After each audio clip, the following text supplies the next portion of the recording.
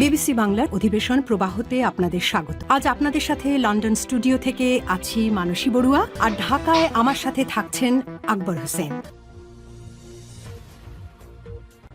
বাংলাদেশের সর্বশেষ গুরুত্বপূর্ণ আপডেট সংবাদে আপনাকে স্বাগত। শুরুতেই সংবাদ শিরোনাম, পরে বিস্তারিত। প্রথমেই জানাবো আমাদের হাতে থাকা সর্বশেষ গুরুত্বপূর্ণ সবথেকে তাজা আপডেট সংবাদ। এবার এরশাদুল্লাহর নির্বাচনী জনসভার পাশে ককটেল বিস্ফোরণ, চরম আতঙ্ক। বলখালীতে আসন্ন জাতীয় সংসদ নির্বাচনকে কেন্দ্র করে বিএনপির মনোনীত ধানের শীষ প্রতীকের প্রার্থী এরশাদুল্লাহর নির্বাচনী প্রচারণা সভার অদূরে ককটেল বিস্ফোরণের অভিযোগ উঠেছে। এই ঘটনায় এলাকায় আতঙ্ক ছড়িয়ে পড়েছে। এরপর জানাবো নির্বাচনের আগে কেন্দ্র দখলের প্র্যাকটিস শুরু করেছে বিএনপি, বললেন হাসনাত আব্দুল্লাহ। নির্বাচনী প্রচারণায় দলীয় পরিচয়ে হামলার ঘটনাকে আসন্ন জাতীয় সংসদ নির্বাচনে দমনপীড়নের অশনি সংকেত হিসেবে আখ্যায়িত করেছে জাতীয় নাগরিক পার্টি এনসিপির নেতা হাসনাত আব্দুল্লাহ। তিনি বলেন, এসব হামলা মূলত কেন্দ্র দখলের একটি প্র্যাকটিস ম্যাচ, যা অবাধ, সুষ্ঠু ও অংশগ্রহণমূলক নির্বাচনকে প্রশ্নবিদ্ধ করবে।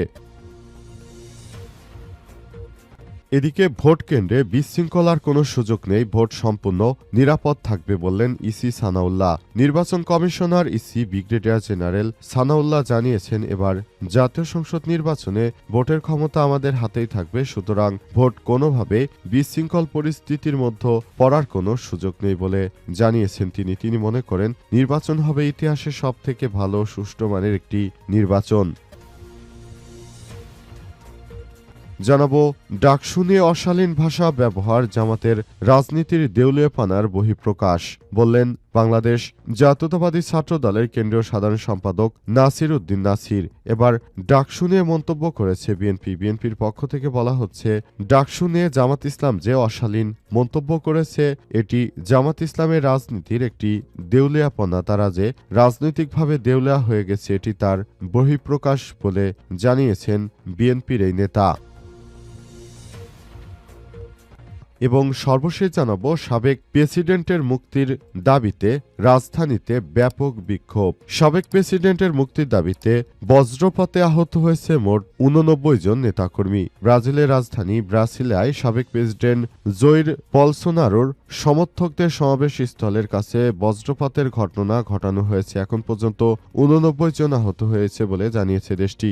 আজ দেশটির বরাত দিয়ে সব তথ্য নিশ্চিত করেছে সংবাদ মাধ্যমগুলো। প্রিয় দর্শক, এতক্ষণ শুনছিলেন সংবাদ শিরোনাম, এবারে বিস্তারিত।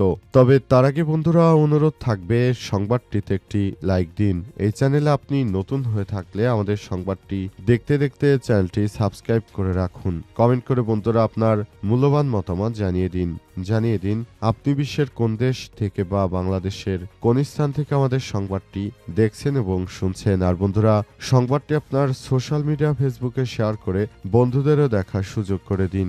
গাজা যুদ্ধে আপনি যদি নিরীহ ফিলিস্তিনিদের ভালোবেসে থাকেন, কমেন্টে ইয়েস লিখে পুরো বিশ্বকে জানিয়ে দিন। এবারে বিস্তারিত।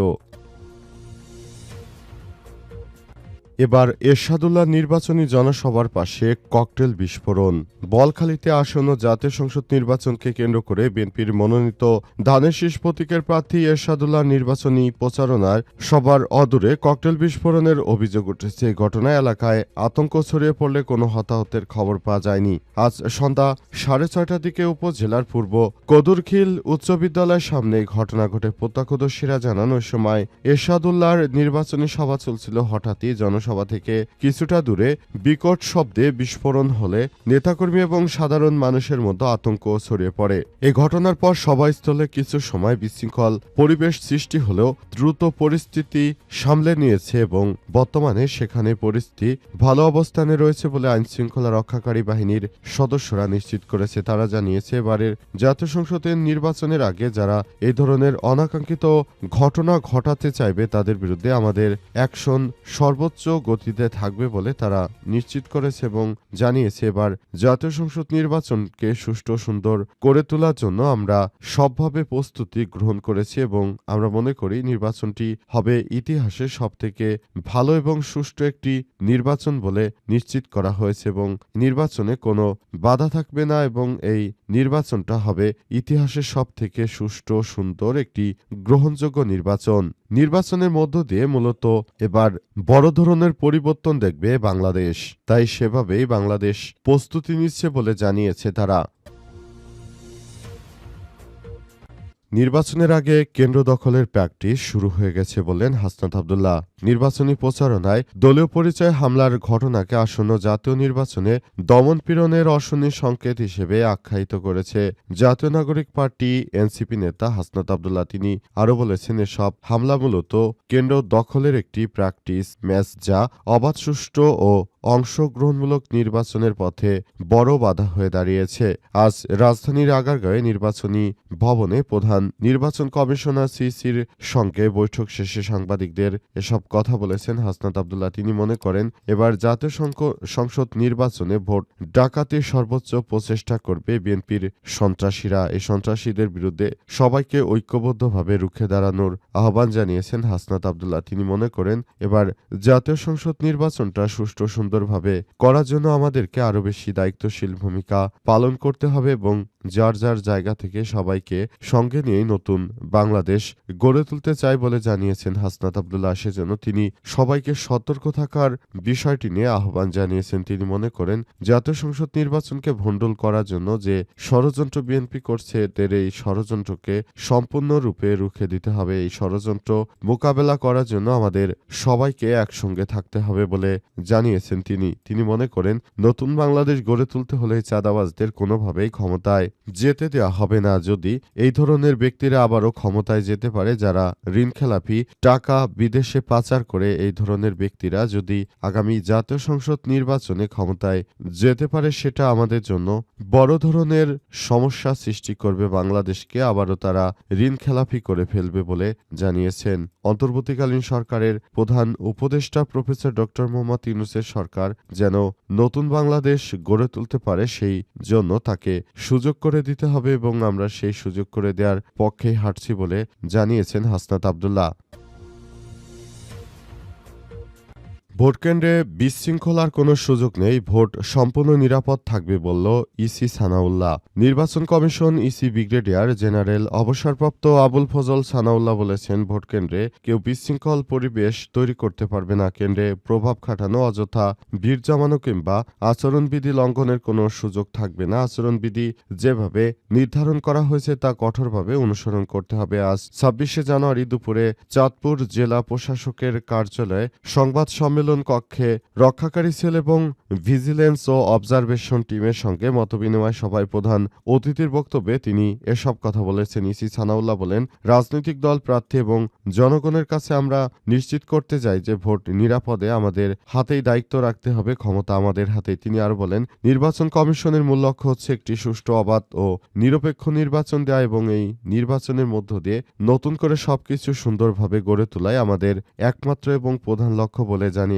ইসি সানাউল্লাহ। তিনি মনে করেন, জাতীয় সংসদ নির্বাচনকে সুষ্ঠু সুন্দর করে গড়ে তোলার জন্য আমাদের সবাইকে একযোগে কাজ করতে হবে। পুরো বাংলাদেশটাকে সুন্দরভাবে গড়ে তুলতে হবে এবং নতুন বাংলাদেশ গড়ে তোলার মধ্য দিয়ে সবাইকে একযোগে কাজ করতে হবে বলে জানিয়েছেন। অন্তর্বর্তীকালীন সরকারের প্রধান উপদেষ্টা প্রফেসর ডক্টর মোহাম্মদ ইউনূসের সরকার যে নতুন বাংলাদেশ গড়ে তুলতে চান, সে ব্যাপারটি খুবই গুরুত্ব সহকারে দেখতে হবে বলে বলা হয়েছে, যে যাতে করে পুরো বাংলাদেশটা সুন্দর পরিবেশের মধ্য দিয়ে ওয়েল ডেভেলপ হতে পারে বলে জানিয়েছেন তিনি। এজন্য তিনি সবাইকে নিয়ে নতুন করে বাংলাদেশটাকে সুন্দরভাবে গড়ে তোলার মধ্য দিয়ে নতুন যে বাংলাদেশ রয়েছে, সেই বাংলাদেশটাকে একটা দায়িত্বশীল জায়গায় নিয়ে যাওয়ার জন্য তিনি দাবি জানিয়েছেন।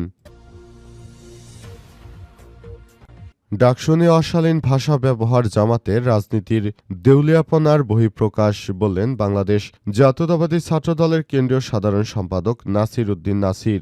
ডাকসু নিয়ে বিএনপির পক্ষ থেকে নিন্দা জানানো হয়েছে। ডাকসুতে এক জামাত ইসলামের নেতা নাকি শিক্ষার্থীদেরকে গালিগালাজ করেছে। এই ঘটনাকে কেন্দ্র করে এখন নতুন করে আবার আলোচনায় এসেছে ডাকসুর এই ঘটনাটি এমন সময় ঘটেছে যখন সারা বাংলাদেশের মানুষ এখন ডাকসু নেতাদের হয়ে, সারা বাংলাদেশে অসংখ্য জামাত ইসলামের নেতাকর্মীরা এখন ডাকসুর হয়ে কাজ করছে। এজন্য মূলত ডাকসুর নেতাকর্মীরা এই ধরনের কর্মকাণ্ড করায় তীব্র নিন্দা ও প্রতিবাদ জানাচ্ছে বিএনপির ছাত্রদলের নেতাকর্মীরা। তাদের দাবি, ডাকসু যারা নির্বাচিত হয়েছে তারা কেন জামাত ইসলামের প্রত্যন্ত এলাকায় গিয়ে তাদের পক্ষে হয়ে উকালতি করবে? এই বিষয়টি আসলে তারা মেনে নিতে পারছে না। সুতরাং এই জায়গা থেকে মূলত এই ধরনের বিষয়গুলোর সৃষ্টি হয়েছে। তারা মনে করছে যে ডাকসু নির্বাচনটাই যেন কোনোভাবেই, ডাকসু থেকে যারা নির্বাচিত হয়েছে তারা যেন আগামী জাতীয় সংসদ নির্বাচনে কোনোভাবেই কোনো প্রভাব বিস্তার করতে না পারে, সেজন্য বিএনপির